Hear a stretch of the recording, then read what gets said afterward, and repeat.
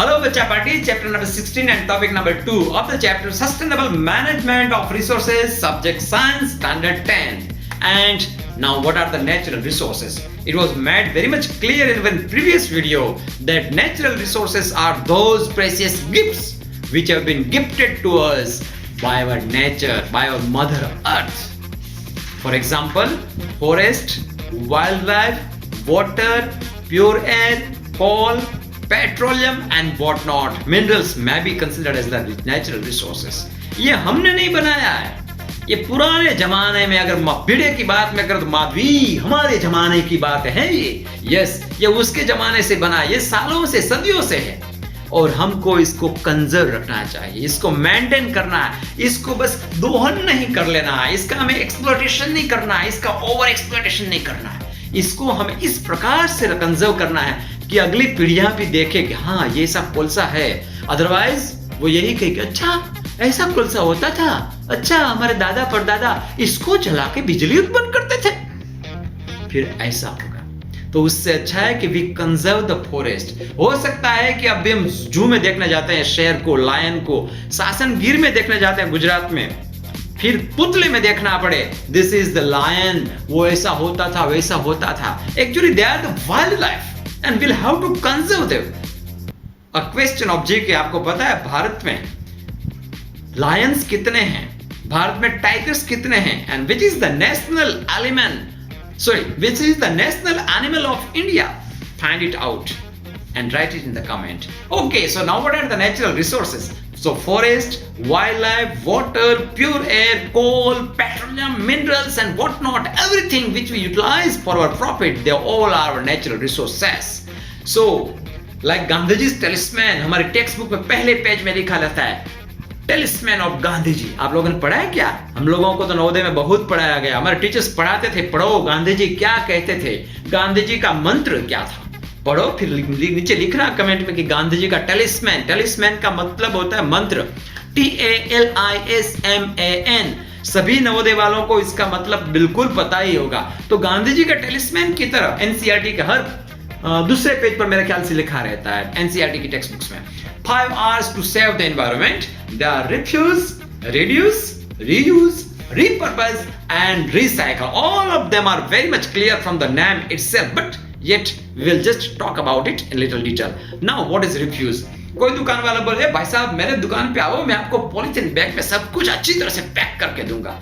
बिल्कुल ना बोल देना, क्योंकि पॉलीथीन बैग आपके घर आई फिर आप उसको क्या कर देंगे, वेस्ट में फेंक देंगे। लेकिन यही पॉलीथीन बैग सालों साल तक पृथ्वी माता को झेलनी पड़ेगी। हो सकता है गाय के पेट में जाए, पशुओं के पेट में जाए और कहीं ना जाए तो अंत में टुकड़े होती होती होती वो समुद्र में जाएगी और मछलियों के पेट में जाएगी, मछली आप खाएंगे, वो प्लास्टिक बैग आपके पेट में अंदर जाएगी, फिर आपको कैंसर कर देगी। मतलब कि जो पॉलीथीन बैग आपने फेंकी थी वही पॉलीथीन बैग आपके पेट में मछली के थ्रू गई और आपको कैंसर कर रहा है। मतलब कि उसका पाप आपको भुगतना पड़ेगा। अब आप बोलेंगे भैया हमने तो पॉलीथीन बैग लिया नहीं, आप मतलब कि मैनकाइंड, हम जो पाप कर रहे हैं उसका भुगतान हमारे बच्चे भुगतने वाले हैं, हमारी अगली पीढ़ियां भुगतेगी।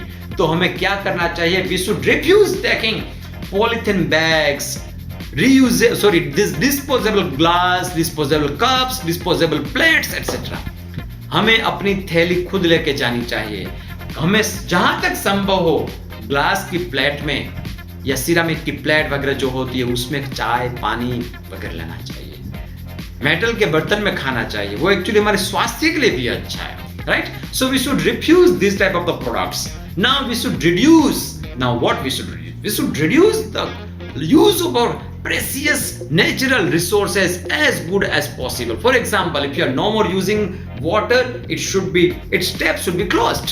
अगर आप शेविंग कर रहे हैं, अभी आप 10वीं में पढ़ रहे हैं, मेरे ख्याल से थोड़ी थोड़ी शेविंग आनी शुरू हो गई। जरा देखो अपने मुंह पे हाथ घुमाओ, किसको शेविंग आ गई, किसको बियर्ड उग गई, दाढ़ी आ गई क्या? जरा देखो अच्छा आ गई है, लेकिन अभी काफी सॉफ्ट।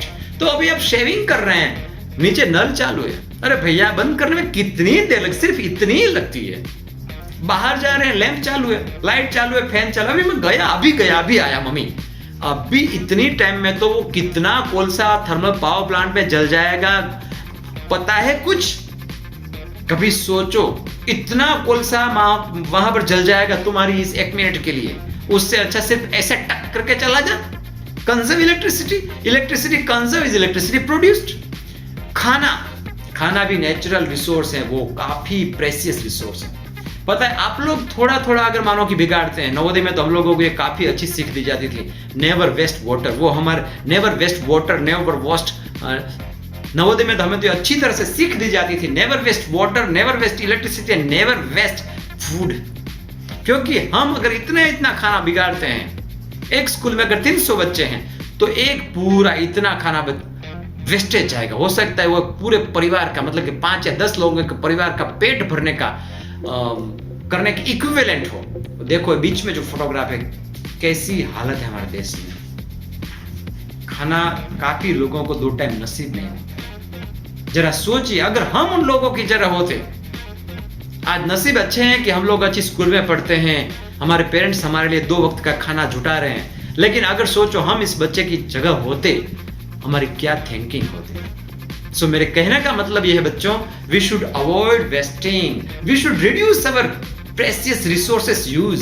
जहां तक संभव हो जरूर उतना जरूर यूज करें, लेकिन उसका अननेसेसरी वेस्टेज ना करें।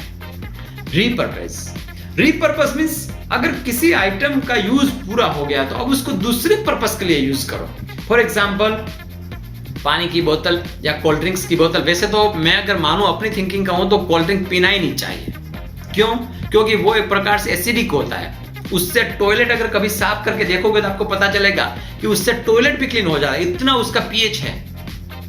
ठीक है, pH chapter number 2 in chemistry 10 science हम लोग पढ़ेंगे कि बेसिसिटी, पीएच, ये एसिडिटी क्या होती है। सो ये कोल्ड ड्रिंक्स, हाँ, उससे अच्छा है कि लच्छी पियो, स्वदेशी है, किसी को रोजगार देगी, और इसमें तो पेस्टिसाइड्स भी मिले हैं। काफी सेंटर फॉर एनवायरनमेंट ने काफी इसमें प्रूव किया है। एनीवे, सो अगर मानो कि कोल्ड ड्रिंक की बोतल या फिर पानी की बोतल खाली हो गई है, तो उस बोतल में आप लोग जिस प्रकार से इस एग्जांपल में दिया गया है, हो सकता है कि आप वॉल गार्डन क्रिएट कर सके, उससे आर्टिफिशियली आप अपना कुछ ना कुछ छोटा मोटा क्राफ्ट बना सकते हैं। ये जो भाई साहब बना रहे हैं दीवार पूरी की पूरी, ऐसे काफी आइडियाज हो सकते हैं कि आप उसको रीपर्पस करें, दूसरे उपयोग में लें, ताकि वो नेचुरली हमारी जो इकोसिस्टम उसको डिस्टर्ब ना करे, उसको बिगाड़े नहीं। ये मानो कि मिक्स्ड फ्रूट जाम है, बहुत खाते हैं नवोदय में हम लोग, ठीक है ना। तो इसी फ्रूट जाम को ब्रेड में लगा लगा के हर संडे मॉर्निंग, नवोदय वालों को याद होगा, हर संडे मॉर्निंग देते थे। तो ये फ्रूट जाम है, वो मानो कि खाली हो गया, मध की बोतल खाली हो गई, तो उसको हम लोगों को पल्सेस या फिर मानो कि कुछ चने वगैरह स्टोर करने के लिए यूज करना चाहिए। अपने कुछ स्टेशनरी उसमें रखो ताकि उसका रीयूज हो सके, उसका रीपर्पस बन जाए, उसका पर्पस चेंज। अभी उसमें हनी नहीं रख रहे हैं, कोई बात नहीं, बाबा रामदेव ने बेच दिया, हनी हमने खा लिया, बाबा जी का धन्यवाद। लेकिन अब बाबा को बोलेंगे तो नहीं, बाबा इसी में मत डाल दे, थोड़ा 5 रुपये कम लेना बाबा, लेकिन इसी में डाल दे। ऐसा बाबा को बोल नहीं पाएंगे, बाबा देंगे भी नहीं वो तो बोलेंगे नया ले जा तो उस बोतल का क्या करें? उस बोतल को हम लोग अपने दूसरे किसी पर्पस के लिए यूज कर सकते हैं। इसी को बोलते हैं हम लोग रीपर्पस। नाउ रीयूज, इसमें तो हम भारतीयों को कोई पहुंच नहीं सकता। हर कोई पूछ सकता है कि रीयूज के मामले में भारतीयों को कोई पिछाड़ नहीं सकता। कैसे? फॉर एग्जाम्पल, ब्रश किया। वैसे मैं तो ये बताऊं, हम लोग, मैं तो पर्टिकुलर ये ब्रश करता ही नहीं, जहां तक संभव हो सकता है। नीम का दातुन करना चाहिए। बाबा रामदेव बिल्कुल सही बोलते हैं इस बात में। नीम का दातुन से क्या बेनिफिट होगा? एक्चुअली जो टूथपेस्ट वगैरह होते हैं वो कैसे बनते हैं, किस प्रकार से बनते हैं, कौन सा केमिकल पता नहीं चलता। दूसरी बात कि वो उसमें फ्लोराइड भी होता है, which is very much harmful to our body, right.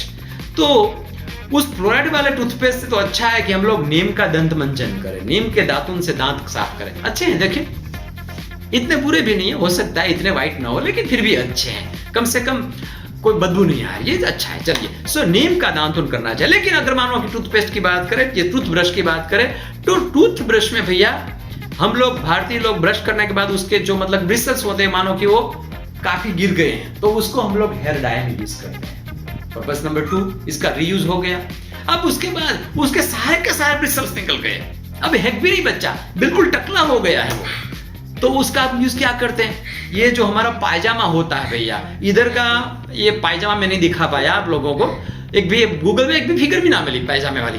तो ये मानो कि इसमें ये दिखाया गया कॉलर, तो इस प्रकार से पायजामे में मानो कि आपको नाड़ा डालना है, तो उसकी मदद से हम लोग उसका उपयोग कर सकते हैं, ठीक है ना। तो ये भारतीयों को ये तो सिखाना नहीं पड़ेगा यूज, लेकिन हाँ नेचुरल रिसोर्सेज का कैसे यूज हो ये हमें अभी जरूर थिंक करना चाहिए, जरूर सोचना चाहिए। मैं समझ सकता हूं आप लोग इसको काफी अच्छी तरह से समझ गए होंगे। एक और एग्जांपल फिर भी आपकी सेवा में प्रस्तुत करता हूं। ये है एनवेलप। एनवेलप कहीं से आया, हालांकि अब तो ईमेल के जमाने में एनवेलप कहीं कोई यूज ही नहीं करता है, लेकिन फिर भी कभी कभी यूज हो जाते हैं भैया। तो आया, तो अभी आपको इस एनवेलप को मानो कि वापस किसी और को भेजना है, तो इसको उल्टा करके खोल के उल्टा कर दीजिए, अपनी ओर अपना एड्रेस दूसरी ओर लिख लीजिए और इसको भेज दीजिए, तो ये रीयूज हो जाएगा।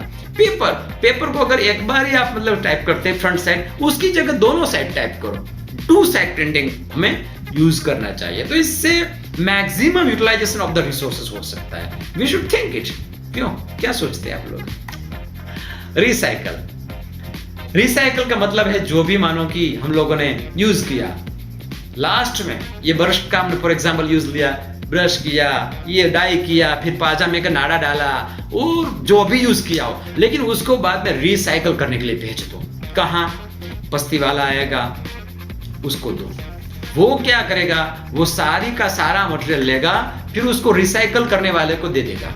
वहां पर इसको गला के पिघाल के वापिस इसमें से नई आइटम बनेगी। इसको कहते हैं हम रिसाइकलिंग। और रिसाइकलिंग जहां तक संभव हमें करना चाहिए। और इस electronic waste it should be made mandatory. मैं तो अगर भारत सरकार अगर मेरा मानो कि माने, तो मैं तो ये कहूंगा कि इलेक्ट्रॉनिक वेस्ट का रिसाइकलिंग 100% करना चाहिए। फॉर एग्जाम्पल, अगर आप एक मोबाइल लेते हैं, तो अगर आप दूसरा मोबाइल लेना चाहे तो अपने अगले मोबाइल को रिसाइकल के लिए भेजना ही चाहिए, क्योंकि सिर्फ एक बैटरी पूरे तालाब को गंदा कर सकती है, पूरे आसपास के लोगों को, रहने वाले लोगों को कैंसर का डिजीज गिफ्ट दे सकती है।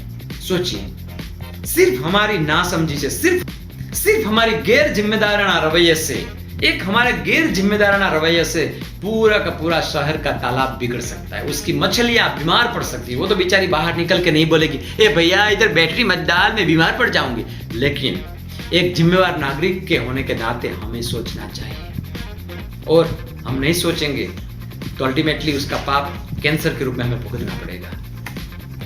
What a single man can do। जब भी मैं ये बोलता हूं तो लोग बोलते हैं, अरे भैया इतना बड़ा देश है, मेरे एक के न डालने से क्या फर्क पड़ जाएगा, मैं एक ही नहीं डालूंगा, लेकिन बाकी के 99.99% लोग डाल देंगे तो क्या।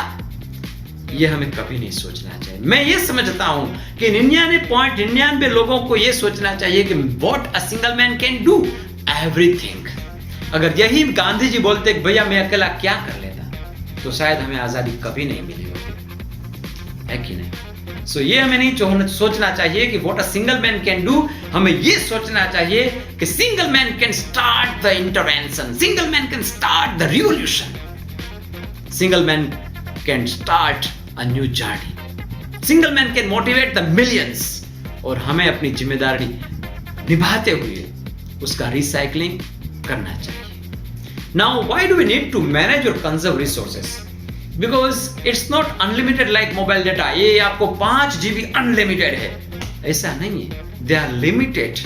वे तो प्राइवेट कंपनी लिख देते 5 GB अनलिमिटेड, 5 GB का मतलब ही 5 GB तक लिमिटेड है, लेकिन लिखते 5 GB अनलिमिटेड डेटा मिलेगा, ऐसा नहीं है। नेचर हमारे साथ ऐसा धोखा नहीं कर सकता। नेचर क्लियरली बोलता हमारे पास इतना मानो कि कॉल है तो है, वो अनलिमिटेड नहीं है, वो लिमिटेड है।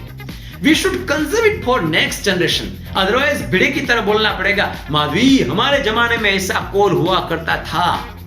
ये हमारे अगली पीढ़ियों के लिए हमें रखना चाहिए। उसको रिप्लेनिशमेंट तो कर नहीं सकते, रिप्लेनिशमेंट मींस उसका वापस बनते जाना, वो तो हम कर नहीं सकते, तो उसको कंजर्व जरूर करना चाहिए। कोई प्रॉपर वेस्ट डिस्पोजल मैनेजमेंट या पॉलिसी अपनानी चाहिए हमें, ताकि हमारे रिसोर्सेस हैं उसकी लाइफ बनी रहे। Environmental concern like pollution and greenhouse effect should be considered।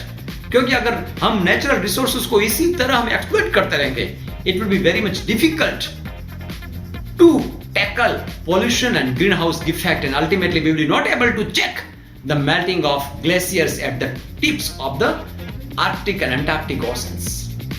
And you do know very well that Sanskrit में कहा गया अति सर्वत्र वर्जय, अति की कोई गति नहीं, और इसी प्रकार से हम अति स्वरूप में ऊर्जा का, नेचुरल रिसोर्सेज का दोहन करते रहे, एक्सप्लॉइटेशन करते रहे, then we'll be at nowhere. In the next video, we'll be talking about the very precious resource